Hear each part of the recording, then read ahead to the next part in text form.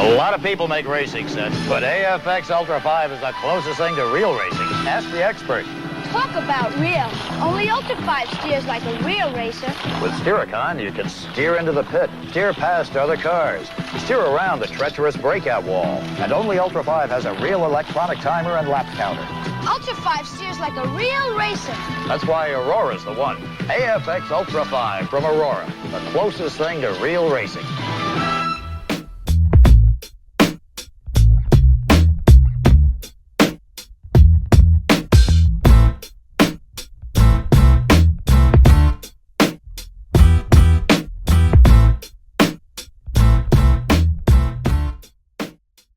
What's up, everybody? It's John with John Sports Cards and Collectibles coming at you with a brand new video. How's everyone doing out there today in the YouTube universe? Today we're going to talk about Sergeant Fury and his Howling Commandos. And I've got 5 comic books here that I recently picked up over the last few weeks that I'm going to showcase. And I must say, Sergeant Fury and his Howling Commandos are pretty damn awesome. It's a war book, obviously, war comic book, but there's so many tie-ins with Marvel here to Captain America and to Agent Carter and all kinds of cool things. So let's just talk a little bit about old Sergeant Fury. So this series was created by Jack Kirby and Stan Lee and ran from 1963 to 1981. And the main character is Sergeant Nick Fury. We all know he later becomes the leader and head of S.H.I.E.L.D. But in the Marvel Universe, the movie side, it's obviously a lot different. They have the Howling Commandos tied in with Captain America in the first movie, which I just recently watched, I think, for the first time, because when it came out, I didn't watch it. And then when my sons were young, they watched it, but I was in the other room kind of during the whole time they were watching it. And I didn't even make the connection with the whole Howling Commandos with that movie. And then I didn't make the connection with them with the Agent Carter series. And then you've got, Samuel L. Jackson playing Nick Fury. And it was like, I started, taking a deeper dive into things. So this publication ran from 63 to 1981. And pretty cool stuff. I mean, the name of the title was, I've touched upon this before in past videos when I showcased the comic books from this release. It was a bet that Stanley had for coming up with like one of the worst titles, longest and worst titles in Marvel's history, Sergeant Fury and his Howling Commandos. It was so ridiculous, but it stuck and was pretty cool. It had a long, long run. Now, issues 1 through 80 are like original stories, and then 81 and on are original stories, but then also they reprinted a lot of the earlier books too. So I've got all the original ones here. I don't think these are any reprints, but let's just go into these now. And the first one that I picked up, let's get into that one right now. First book, issue number 115. Really nice copy. White pages, nice back. Very cool stuff here. Release date was July 24th, 1973. The cover date was October 1973. Excuse me, it's an earlier Bronze Age book here. One story in this book. This one's for Fury. Cover artist Dick Ayers. Also, Frank Giacoia and John Costanza had a hand in the cover here too as well. It's just awesome. You see Dum Dum Dugan here with his little bowler hat on, excuse me, and it's just these are just awesome. Fighting the Nazis and just really, really cool stuff. Got a first appearance of Dr. Irving Levine. He's a supporting character. The antagonist, obviously, the Nazis. Baron Strucker. It's only in the flashback, and that's pretty much it. Pretty cool stuff with this first one here. Nice copy. 9/8 go for $289. and ungraded $5 to $7 for this issue right here. Very cool stuff. Let's get into the next book. Next one, we've got issue 119. Awesome.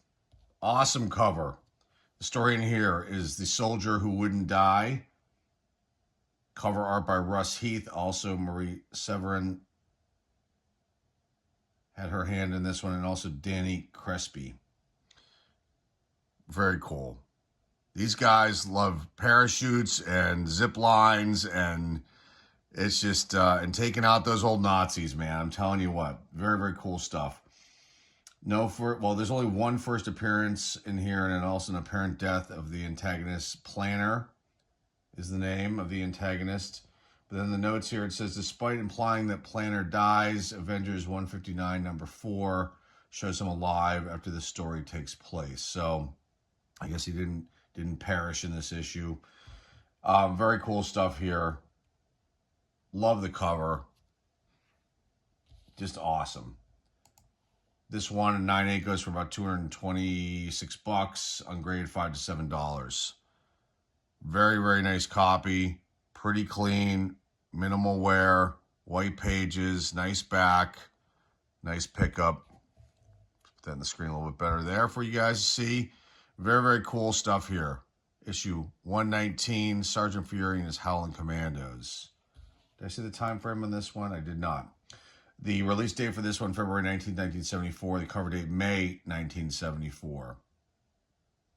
So I was 5, I just turned 5 when this came out. So I was not even thinking about comic books at the age of 5. I mentioned before, my first comic books were in 1975. I might have, actually, maybe I'm wrong there. I might have some when I was in 1974, but I don't think very many, maybe a couple. Might have been a Whitman pack my parents gave to me to keep me quiet on some trip somewhere. But 75 is when I started getting my first comic book. So I would not even have known about Sergeant Fury at this point in time. Let's get into the next book. The next one is in the Bronze Age, issue number 120. Story in this one, Trapped in the Compound of Death. These story titles are just awesome. I know you used to say words all the time, but these books are what they are. They're awesome. They're cool. They're wicked. I mean, you name it. All positive stuff here. Larry Lieber did the cover of this one. Release date August 23rd, 1974. Cover date July 1974. Antagonists here. Got all kinds of bad guys. But Happy Hans makes a first appearance. I had to mention that one. And Happy Hans also perishes in this issue too. Are there any special notes on this one? This is the last non-reprint issue of Sergeant Fury, issue 120. So this one makes this kind of special, holds some value.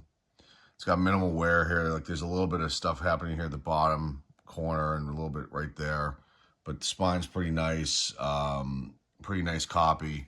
I'd say a higher grade, 7, 8, something like that, if I was to grade this one out. Nice back on this book, pretty clean, nice white pages. I paid $3 for all these that I'm showing here, which is to me dirt cheap considering the potential values of these and the condition. 9/8 in this book, $204, ungraded $4 to $6. So that's just an average price they should go off of with this one. But I just love this cover. They're busting through the window, glass everywhere. Guns out. One of the Howling Commandos is tied up there, captured. I think that is that Jupiter? It might be. I'm not sure. Let's see. Maybe it's Gabe Jones. McFury's in this Dum Dugan. Pinkerton, Dino, Izzy, and Rebel Ralston. So, very, very cool stuff. Yeah, Gabriel Jones, a POW. There it says right in the cover, right in front of my face. All right, let's get into the next book. 2 Silver Age books coming up. Okay, next one. Issue number 61. Pretty good shape. Pretty good shape. The white is just a little off up here. There's some chipping going on with this upper portion of the edge of the cover. A little bit of something going on down here. A little bit of wear on this bottom edge, but overall, pretty nice copy. Spine's got some ticks. But, I mean, this is an old book. 57-year-old book. Release date in this one, October 3rd, 1968. Cover date, December 1968. So, Silver Age book right here. Dick Ayers did the cover of this one. Dick Ayers had his hand in those other previous issues too, I believe. And I didn't go into deep details of who worked on those other books, just the covers. But, there's some notable names. Roy Thomas is one, I think, and some other big names that were on, working on those last three that I showcased here. Writer on this one, Gary Friedrich. Dick Ayers is the penciler on this one. John Severin is the inker. Artie Simak is the letterer. And then the editor is Stan Lee on this issue. The big breakout is the story title here. And no first appearances. And no real notes here. No additional things to talk about with this issue. Just a nice one. The back probably needs some cleaning. There might be some discoloration. I find these books, and sometimes you can tell they were maybe in heat. Because the color on the back, there's like browning and things like that sometimes on these issues. I don't pull them out because I just want to put them in bags and boards and preserve them as best I can. This one, 9/8, worth $620, ungraded, $7 to $10. A nice copy, nice edition. It's got some minor, it's got some wear, not major wear. But again, whenever I find these kind of books like this, they're reasonably priced. And those long boxes that I shuffle through for hours when I go to these locations. I come across this, I'm gonna pick it up. Especially this title, which I'm gonna start getting more copies of when I come across them, because these are just the artwork is what draws me into a lot of these comic books. And a lot of these books, I'm not sitting here and reading the stories and opening them up. I'm trying to, especially if they're older. I want to make sure that they don't get any additional wear, don't get, your natural oils off your fingers on these books, things like that. So I'm not really like buying these to read them, buying them for the covers, for the historical significance of maybe the release. Obviously Silver Age books, I try to pick those up as much as I can when I go on these little runs. And, but really the covers are what draw me in. And, if it's a cool cover like this, I just, immediately, gravitate towards this kind of thing. So that's it on issue number 61. Let's show the last book, the last one. Very cool cover. D-Day for Dum Dum is the name of this story. You can see him here just, trying to take out that Nazi commander with his crazy metal hand with the flames coming out. This is just... There's so much going on here on this cover. You got the paratroopers, the Howling Commandos coming in, and they're just guns ablazing here. This is just awesome. Explosion in the background. This is super cool. Awesome cover. Dick Ayers did the cover for this one. Release date, August 1st, 1968. Cover date, October 1968.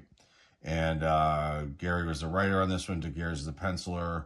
John was the inker. Letterer was Herb Cooper. And the editor on this one, Stan Lee. And no first appearances, it looks like. And is there any other information? Oh, Izzy Cohen rejoins the team. You can throw that in there. And it says here, notes the Commandos had not seen Izzy since he was taken away for an interrogation in a Japanese prison camp in issue number 49. So he was he was missing for 10 issues from what these notes say here. Just really cool stuff. A 9/8 in this book is worth $553, and an ungraded copy is $7 to $10. It's got some wear down here on this lower edge. Up here on top, it's a slight roll with this one. The spine has some ticks and some minimal wear. The cover is holding pretty good color. The white obviously is off. I'm looking at the image of what a high grade book would be. It's not too bad. The back, I think, needed a clean. I think it was like white to off-white pages for this book, too. So not too bad of a copy for as old as this one is. Nice Silver Age Sergeant Fury and his Howling Commandos to wrap this one up. Let's just wrap this one up in general right now. Let's put these books here, and then we'll put this issue 120, the last like standalone story before the reprint run started. Issue 120. And this issue, you know, people look for this issue too. I was surprised it was there, to be honest with you. It seemed like these books, there were a bunch of them, and it seemed like they may have, this LCS may have bought someone's collection. And I've been, you know, going through this portion of these boxes, and I'm like, okay, I gotta get these Sergeant Furies. And there are also like a lot of Western books too, which again, I think these war books and these Western books are really overlooked. This is not some pumping and dumping thing, because obviously I don't have these things for sale in my eBay store. This is just my opinion. I think these war books and the Westerns, like I said, are extremely overlooked. You know, because people like real, you know, I don't even want to. The hardcore collectors of comic books understand. Hopefully, will understand what I'm saying here. And you know, then you've got the ones that don't want to just buy and then resell, and they're not thinking, they're not looking at these kind of books and thinking, oh, I can make a ton of money off of these. And none of these are keys that I showed either. So, you know, so those kind of collectors are going to bypass this kind of thing. And, you know, and then the LCSs too, you know, I think they just totally downplay the war and Western books, and not really looking into these things, you know, in a much deeper manner, you know, with who's involved with the books, who did the covers, the age, things like that. And then, you know, so it's just, it's not an easy sell for them. So they just, you know, go, oh, you know, no one's interested in these. And that's actually been a comment that I've had from one of the higher ups at one of these LCSs, that no one cares about these. And I'm like, okay, well, I care about these. And I think that other people that are into this kind of thing, that collect comic books, are into these kind of books too as well. Anyway, just want to throw that at the end. Hopefully you enjoyed this one. This was fun for me to do.